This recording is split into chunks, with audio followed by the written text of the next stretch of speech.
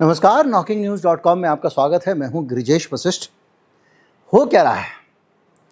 आखिर राष्ट्रपति चुनाव को लेकर ये गतिविधियां क्या हो रही हैं और इन गतिविधियों को लेके बहुत सारे कयास क्यों लगाए जा रहे हैं, बहुत सारे अनुमान क्यों लगाए जा रहे हैं।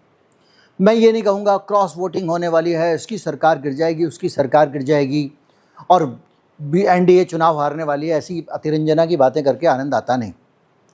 मैं आपके सामने तथ्य रखूंगा, निष्कर्ष आप खुद निकालना।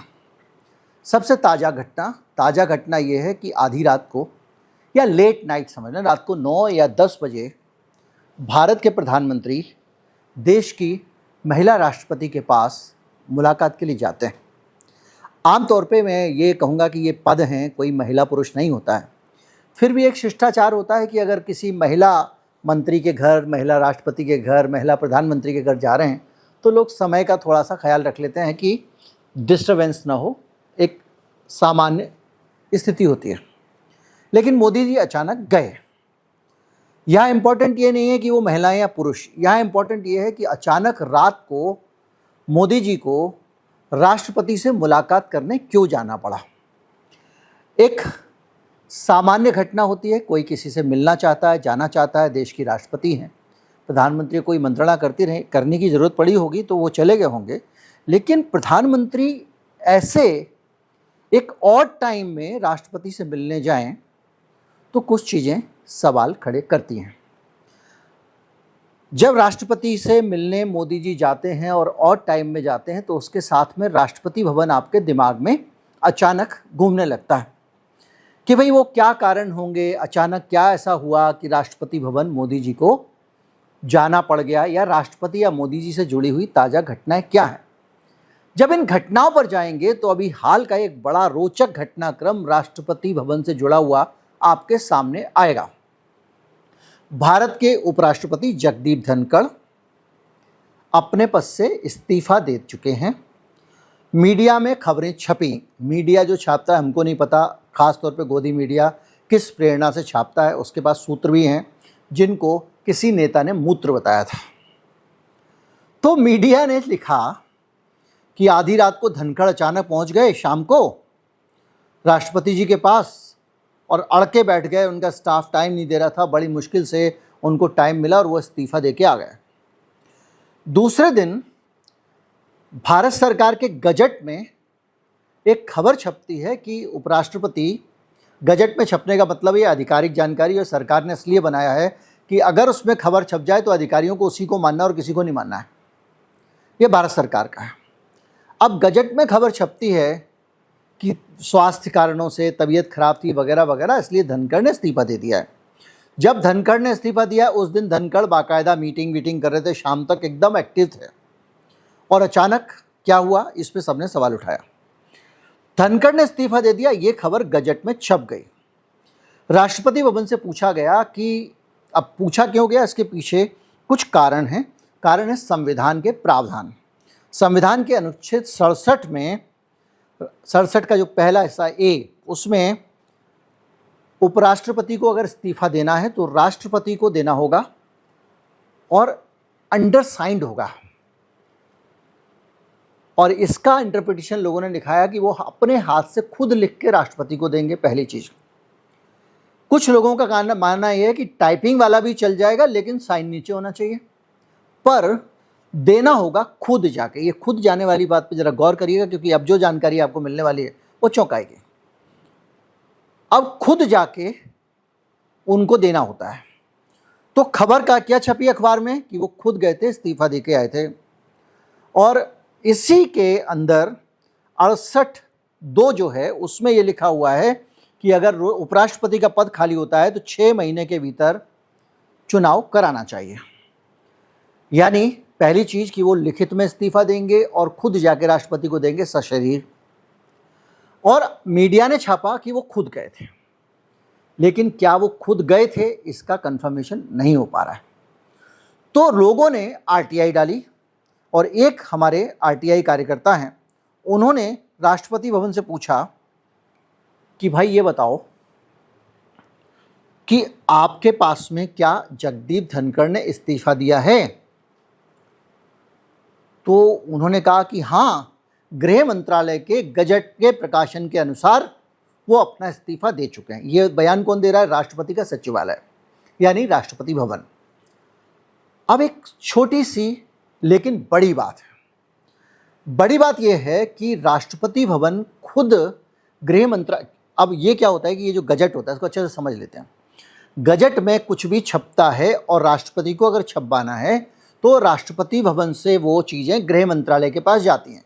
गजट को कोऑर्डिनेट करने का काम गृह मंत्रालय के अंतर्गत आता है, तो उसमें कुछ भी प्रकाशित होगा तो गृह मंत्रालय प्रकाशित करेगा। ठीक है, गृह मंत्रालय ने जो प्रकाशित किया उसका हवाला राष्ट्रपति भवन दे रहा है, लेकिन गृह मंत्रालय अपने मन से प्रकाशित नहीं कर सकता। राष्ट्रपति के सचिवालय से, राष्ट्रपति के दफ्तर से उनके पास सूचना जानी चाहिए कि भाई ये आए थे, इन्होंने इस्तीफा दे दिया, जिसको राष्ट्रपति ने मंजूर कर लिया है। ये सूचना जाएगी, ये सूचना गजट को जब गृह मंत्रालय को दी जाएगी तो वो गजट में छापेगा। अब जिस आदमी को सूचना देनी है यानी राष्ट्रपति का सचिवालय, वो कह रहा है कि भाई गृह मंत्रालय के गजट में छपा है, तो जिस आदमी जो जहां से ओरिजिनेट हो रही है इंफॉर्मेशन, जिस जगह से इस सूचना को तय तौर पे पक्का माना जा सकता है, वो संस्था ये नहीं बता रही है कि इस्तीफा मंजूर हुआ है कि नहीं हुआ। लेकिन एक और रोचक चीज, उससे जब ये पूछा गया कि क्या धनखड़ साहब उस दिन मिलने राष्ट्रपति से आए थे, तो इस पर भी राष्ट्रपति सचिवालय ने इनकार कर दिया है। कोई भी रिकॉर्ड उनके पास ऐसा नहीं है जिससे ये पता लगता हो कि धनखड़ साहब राष्ट्रपति से मिलने उस दिन गए थे। देखिए, यहाँ पे रहस्य का पर्दा खड़ा हो जाता है और एक बड़ा प्रश्नवाचक चिन्ह खड़ा हो जाता है। राष्ट्रपति ने इस्तीफा दिया, मंजूर किया है, तो इसकी सूचना होनी चाहिए कि राष्ट्रपति को उन्होंने इस्तीफा दिया, राष्ट्रपति ने मंजूर कर लिया है। कोई प्रेस रिलीज, कोई विज्ञप्ति राष्ट्रपति भवन से भी जारी हो सकती है और राष्ट्रपति भवन की बिहाफ पे हमारा PIB, प्रेस इन्फॉर्मेशन ब्यूरो, भी इसको जारी कर सकता है। लेकिन राष्ट्रपति के दफ्तर से ऐसी कोई सूचना दी गई है, इसका प्रमाण कहीं नहीं मिल रहा है। अमित शाह के गृह मंत्रालय ने छापा, ये तो पता चल रहा है, लेकिन राष्ट्रपति भवन का सचिवालय ये बात मानने को तैयार नहीं है और कहने को तैयार नहीं है कि धनखड़ आए थे, पहली चीज, और दूसरा उन्होंने जो इस्तीफा दे दिया है वो मंजूर कर लिया, उसकी जगह वो कह रहा है गजट पढ़ लो। और गजट छापने वाला अपने मन से नहीं छाप सकता, इनसे पूछ के ही छापेगा, बल्कि ये कहेंगे, पूछेगा भी नहीं, ये कहेंगे छापो तब वो छापेगा। और अब ये कह रहे हैं कि हमको नहीं पता, तो ये अपने आप में एक रहस्य का नया पर्दा खड़ा हो जाता है। कब खड़ा होता है? ये रहस्य उस दिन खड़ा हो रहा है जब 2 दिन बाद उपराष्ट्रपति के चुनाव के लिए वोट पड़ने हैं। अब आप इसको समझिए कि ये टाइमिंग क्या कहती है। क्या राष्ट्रपति का सचिवालय ये संकेत देने की कोशिश कर रहा है कि धनखड़ का इस्तीफा हुआ है या नहीं, पता नहीं? तो क्या ये जो उपराष्ट्रपति के चुनाव हो रहे हैं ये अवैध हैं? अवैध नहीं है। अवैध क्यों नहीं है? क्योंकि चुनाव आयोग को 6 महीने में चुनाव कराना है और चुनाव आयोग की सूचना को मानता है गजट में छपा है, तो गजट में छपा है, चुनाव आयोग चुनाव करा रहा है, तो वहाँ पर वो अवैध नहीं है। लेकिन इसके पीछे का एक बड़ा सवाल है कि क्या इस्तीफा मंजूर हुआ या नहीं हुआ। धनखड़ को चूंकि संविधान के हिसाब से जाके देना इस्तीफा सशरीर, वो गए या नहीं गए, ये दोनों चीजों का उत्तर नहीं मिल रहा है। अच्छा, और कौन बताएगा? मान लीजिए राष्ट्रपति सचिवालय ने नहीं बताया, तो फिर एक ही धरती पे शक्ति है जो बता सकती है, जिसको ये अधिकार है, वो है खुद धनखड़ साहब। अब धनखड़ साहब अज्ञातवास में बैठे हुए हैं, वो बता ही नहीं रहे कहाँ हैं। मीडिया में खबरें आती रहती हैं हमारे मन को तसल्ली के लिए, घर बदल रहे हैं, यहाँ जा रहे हैं, अभय चौटाला के घर में जाएंगे, कभी उन्होंने पेंशन के लिए अप्लाई कर दिया जब वो कांग्रेस में थे उस जमाने की। लेकिन वो ये नहीं कह रहे हैं कि उन्होंने इस्तीफा दिया या नहीं दिया है। तो क्या धनखड़ ने इस्तीफा, एक अनुमान है, क्या धनखड़, मेरा अनुमान है कि क्या धनखड़ ने इस्तीफा दिया ही नहीं है? क्या धनखड़ को नज़रबंद कर दिया गया क्योंकि उन्होंने इस्तीफा नहीं दिया? और वो राष्ट्रपति भवन क्या गए ही नहीं हैं? क्योंकि राष्ट्रपति भवन के अगर रिकॉर्ड में होता तो RTI के जवाब में बोलते। RTI को झूठ बोलना भी तो गुनाह है।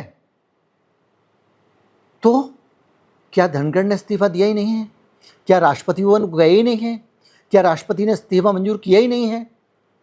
तो फिर शक आता है गृह मंत्री पे, क्योंकि गृह मंत्री बार बार शक के दायरे में आ जाते हैं, उनकी छवि ऐसी बन गई है। तो क्या अमित शाह ने गजट में झूठा छपवा दिया? और यह सवाल बड़ा सवाल है और उसके आधार पर चुनाव हो जा रहा है। यानी धनखड़ को पकड़ के 1 मिनट के लिए माना जाए, ये अनुमान है, ये कयास है, अंदाजा है, कुछ भी समझ लें, तुक्केबाजी है।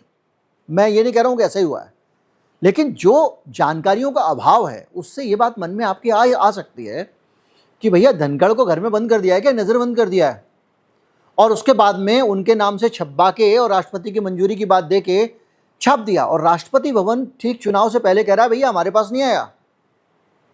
और जब वो ये कहता है तो इसका और महत्व हो जाता है ठीक चुनाव से पहले। तो क्या ये जो पूरा कांड हो रहा है ये कुछ ज़्यादा बड़ा कांड है जो हमको समझ में नहीं आ रहा है? और क्या इसीलिए मोदी जी को लेट नाइट, या कहें कि एक 9-10 बजे का समय कोई अच्छा समय तो नहीं होता है, राष्ट्रपति भवन जाना पड़ा? कोई बहुत बड़ी आपातकालीन स्थिति थी क्या? और सिर्फ इतना ही नहीं हुआ कि वो गए हों, इसके अगले दिन मोदी जी का एक डिनर था इसी उपराष्ट्रपति चुनाव को लेकर। किसके साथ? एनडीए के सांसदों के साथ में। उस एनडीए के सांसदों के साथ में डिनर में ये माना जाता है कि मोदी जी मुलाकात भी करेंगे और एक स्ट्रेंथ भी चेक हो जाएगी, कौन लोग साथ में है कौन नहीं है, आइडिया लग जाता है। तो उस डिनर को अचानक कैंसिल कर दिया गया। यानी मोदी जी ने एक डिनर होस्ट किया था, वो डिनर नहीं हुआ, उसको कैंसिल कर दिया गया। और उस डिनर के कुछ समय पहले एक और डिनर शेड्यूल किया गया था। वो डिनर अमित शाह के, माफ़ कीजिए, जेपी नड्डा को देना था जो बीजेपी प्रेसिडेंट हैं। उस डिनर को भी कैंसिल कर दिया गया था। अब कई सारी चीज़ें खड़ी होती हैं। राष्ट्रपति भवन से एक नया विवाद खड़ा होना उसके आरटीआई जवाब से, और वो विवाद ये कि धनखड़ साहब का इस्तीफ़ा पता नहीं हुआ है कि नहीं, उसके कारण ये प्रश्न उठा। वो गए भी थे कि नहीं गए थे, और वो चुप हैं, कहीं नहीं बोल रहे हैं, तो ये भी इससे जुड़ता है। तो एक तो विवाद ये, और उस विवाद को राष्ट्रपति भवन से होने के बाद में मोदी जी जाते हैं, और तब जाते हैं जब उपराष्ट्रपति का चुनाव होने वाला है और उनको डिनर होस्ट करना है जिसमें सारे एनडीए के सांसद आने वाले हैं। और उनका तो छोड़िए, जेपी नड्डा का भी डिनर कैंसिल हो गया। अब तर्क ये दिया जा रहा है कि भाई बाढ़ आई हुई है बहुत राज्यों में, तो इसलिए हम डिनर कैंसिल कर रहे हैं। भाई बाढ़ तो पहले भी थी, बाढ़ कोई 2 दिन में तो आ नहीं गई है अचानक, डिनर के ऐलान होने से पहले भी बाढ़ थी, तो ये कैंसिल क्यों हुआ? ये अपने आप में एक बड़ा सवाल है। इस बीच में एक इंटरव्यू आया राजीव प्रताप रूडी का, श्रीनिवासन जैन जो एनडीटीवी में होते थे उन्होंने किया है। उस इंटरव्यू में राजीव प्रताप रूडी निशिकांत दुबे के ऊपर कुछ आरोप लगा रहे हैं कि वो पूरे संसद पे कब्जा करते हैं, एजेंडा सेट करते हैं, वगैरह वगैरह। ये इंटरव्यू भी कुछ संकेत देता है, और कुछ जगहों पर ये खबरें हैं कि बहुत सारे एनडीए के, मैंने अलग अलग चैनल्स पे देखी है, मेरी किसी से पुष्टि नहीं हुई है, मैंने बात नहीं की है, बहुत सारे एनडीए के जो सांसद हैं राज्यसभा लोकसभा मिला के, वो लोग आउट ऑफ रीच हो गए हैं, उनके फ़ोन बंद आ रहे हैं। तो इससे ये प्रश्न उठा रहे हैं वो लोग जिन लोगों ने ये खबर दिखाई है कि क्रॉस वोटिंग हो सकती है मोदी जी के खिलाफ। हालांकि मुझसे आप पूछेंगे, मुझसे कल भी किसी ने पूछा था, तो एक अच्छी खासी कंफर्टेबल मार्जिन एनडीए के पास में है, वो अपना उपराष्ट्रपति का चुनाव जिताकर ले जाएंगे। लेकिन ये जो संदेहास्पद स्थितियां, और ऑफिशियल रिकॉर्ड पर राष्ट्रपति भवन कह रहा है कि वो आए थे, इसका कहीं रिकॉर्ड नहीं, और उनका इस्तीफा मंजूर हुआ है, इसका भी रिकॉर्ड वो खुद से नहीं दे रहे हैं, कह रहे हैं कि वहां पर एक गजट में छपा है। तो और इस बीच में मोदी जी का वहां जाना, ये बहुत सारी चीजें एक अपने आप में एक ऐसी वीविंग है जो आपको सोचने पर मजबूर करती है। मैं फिर कहूँगा, मैं इसका कोई निष्कर्ष नहीं निकालूंगा, मैं कुछ भी नहीं बोलना चाह रहा हूँ, क्योंकि मैं इस मामले में कोई निष्कर्ष निकालने के लिए अपने आप को फिट नहीं मानता हूँ। लेकिन जो परिस्थितियाँ हैं वो आपके सामने हैं, निष्कर्ष निकालने के लिए आप स्वतंत्र हैं, और बहुत हद तक निष्कर्ष आपने इस वीडियो को देखते देखते निकाल भी लिया होगा, तो फिर मैं क्यों निकालूं? उम्मीद करता हूं वीडियो आपको अच्छा लगा होगा। अच्छा लगा हो तो ज़्यादा से ज़्यादा लोगों तक पहुंचाएं, चैनल को सब्सक्राइब कर लें। नमस्कार, जय हिंद।